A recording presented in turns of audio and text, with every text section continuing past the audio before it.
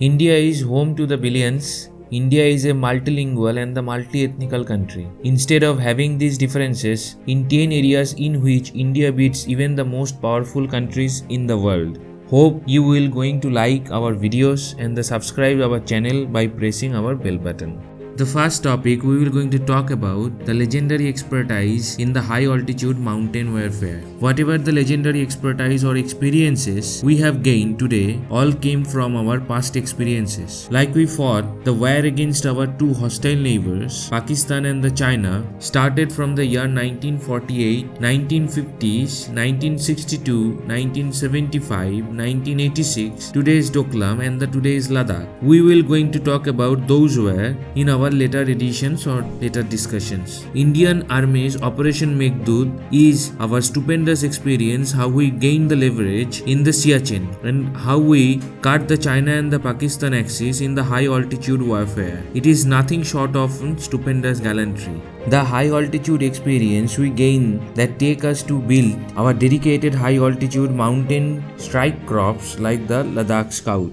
The second point we will going to discuss about the undisputed remote sensing capabilities. We have started our journey with the Vaskara in the year 1979 and the later the Vaskara 2 in the year 1981. Recently India has launched the several remote sensing satellites, among them the Cartosat 2F in the year 2018, RISAT-2B in the year 2019 22nd May, Cartosat 3 27th November 2019, RISAT-2B RI 11th December 2019. India used to depend on the USA for the remote sensing. As a result of this slow process, 20,000 people died during the 1999 Odisha cyclone, and lack of this, we did not get the help from the USA for GPS during the Kargil war. Today we have satellites backing a variety of applications including the groundwater prospect mapping, crop acreage and the production estimation, potential fishing zone, forecasting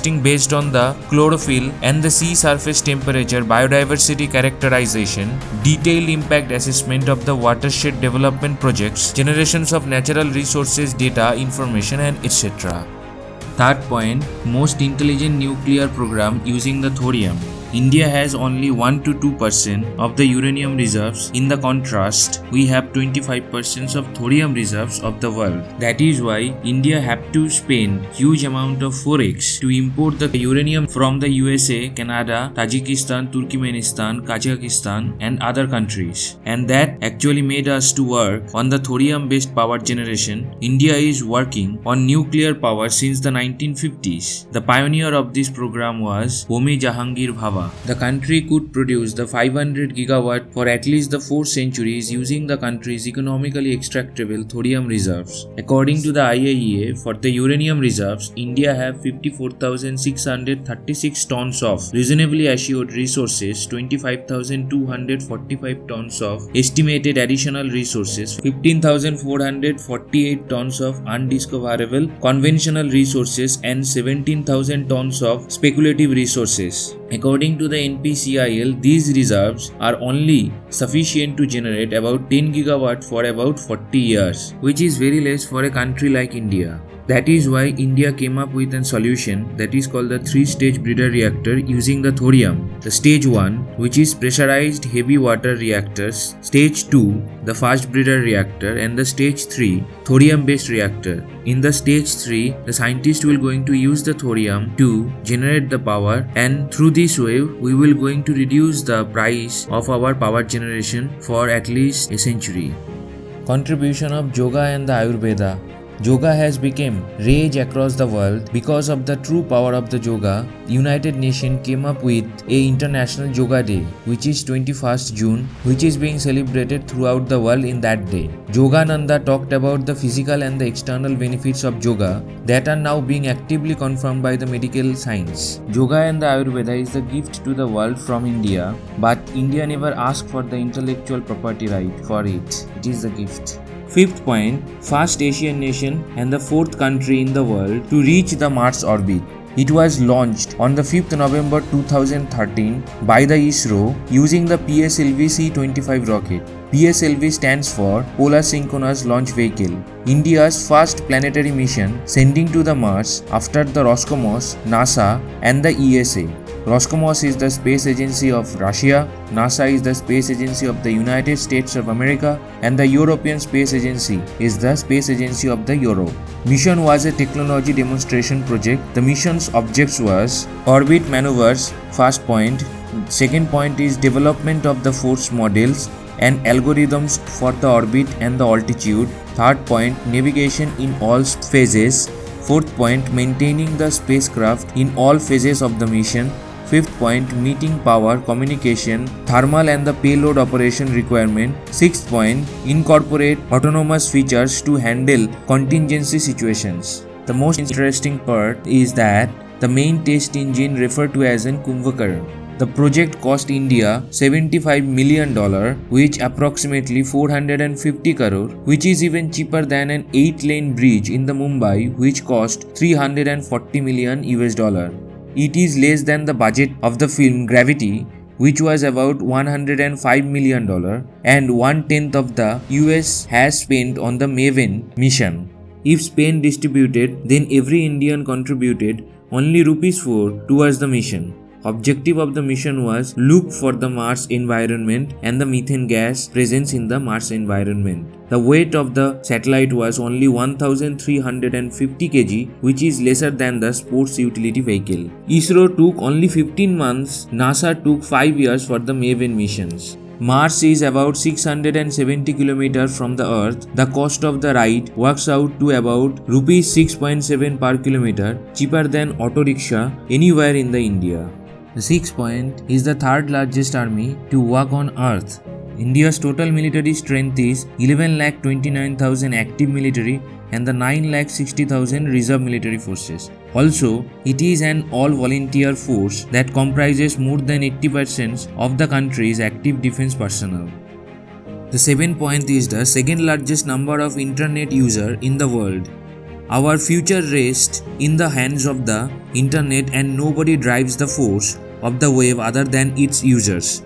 After China, India holds second post. At only 29% penetration, India has 35 crore 40 lakhs people using the internet.